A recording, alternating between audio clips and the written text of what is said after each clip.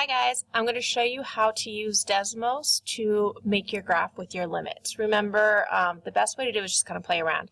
If you look in the background, we're going to kind of make, you can make all of those in Desmos, but you have to create your own original one. I'm not looking for something super fancy, but give it a shot. Kind of fun once you get into it.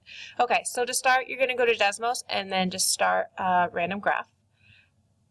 Remember, keep in mind with what we have to accomplish in our graph, you have to have at least one shading, try an exponential graph, have a total of 8 equations, like over here you'll have a total of 8, and yeah, so let's have fun. So I'm going to make a person-ish, I don't really know. So I'm going to start, y equals, and I'm going to do 4, and if you see there my horizontal line, but I have to use my limits here. So I'm going to hit the ABC button, and right here my notation, and I'm going to tell the computer I want -2, and if we hit back with the 1, 2, 3 button to get us back to our regular, and I want it to be my x, and also greater than 2. So I know it's going to go from here to here. And now I'm going to use a shortcut copy and paste, and I'm going to have the same thing but down a little further. So I'm just going to next line, paste it, but I want it to be -4. And if you notice, it's all the way down there. You might have to play around with your scale at times. All right, so that's that one set up. And then I'm going to do x equals 2. And again, hit the ABC button. Right here is your set notation.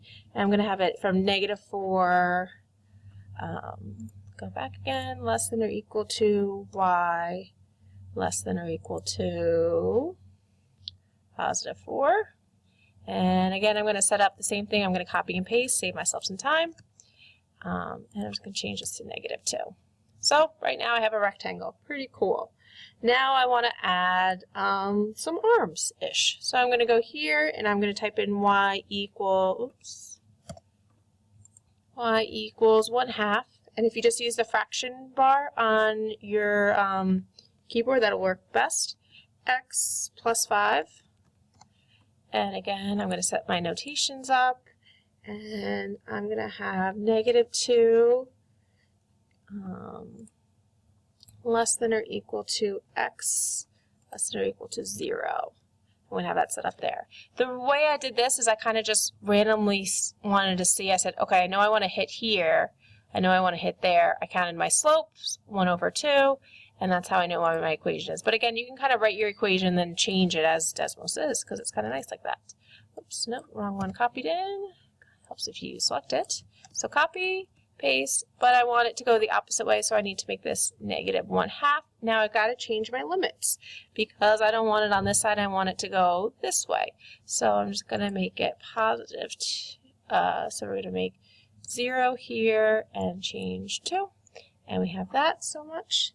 Now if I wanted to make something graphing, I'm going to use my shading tool. So I can make an inequality here, and I can make this we can make this less than, and I can shade, but if you notice, my shading goes so far, so I have to kind of tell it to stop at -2. So I'm going to do less than or equal to -2. Nope, not -2, -4. And that's how I can set up my shading there. Okay, so if you don't want that, that's fine. So I'm going to take that away because I'm going to make a better graph in a second. So you can play around with that. If you want to do an exponential one, so I would hit my y equals, and I'm going to do 2, and I can hit right up here, this button AB, and that'll be my square. And again, I can tell my equation that I want it kind of just to hug the corner and go up a little bit. It's art. You can be a little liberal with it. So I'm going to say 2 is less than my x, but I also want to limit my y, so I'm going to do another limit, and I'm going to say I want my y, I don't want it to be any bigger than 10. 10's a little too big. Let's make it 8.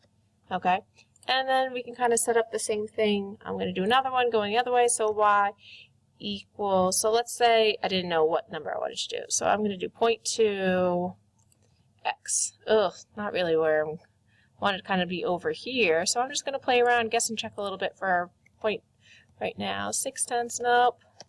5/10, yay, that works. I get my corner right there. And again, I'm going to set up some limits. Copy here. But I'm going to say -2. And nope. No, I don't want -2. Let's go -8. And let's go with, I want it to stop right here. So -4. Nope, that was not working. Nope, I don't want it to start 2. Oh, maybe if I make it, hopefully I do my writing close it. 2, nope, at 4. And I want it to stop at some point, so we'll also say 10. Nope, what do we say over here? 8, so I want to say 8. There's that. So that's that graph, and I can keep going and playing around with all that fun stuff. So I'm going to show you one I finished before, and here's my other graph. I made a little man. How cool is he? Yay! So you don't know how to do circle graphs. Here's my circle equation right here. I'll rename it later. I'll share this with you so you can play around with it as well. But now it's time for you to finish. So you're going to go up here and you click Untitled Graph. Link it to your Google account. I'm going to link it right there. And I'm going to say my limit man, which is cool, and save. And then you're going to share the graph. And I would suggest copy the link, and then you can paste it into the Google Classroom link, and then I'll find it and be able to share it, and we'll be able to vote on the coolest one going. I hope that makes sense, and I'll talk to you guys later. Bye.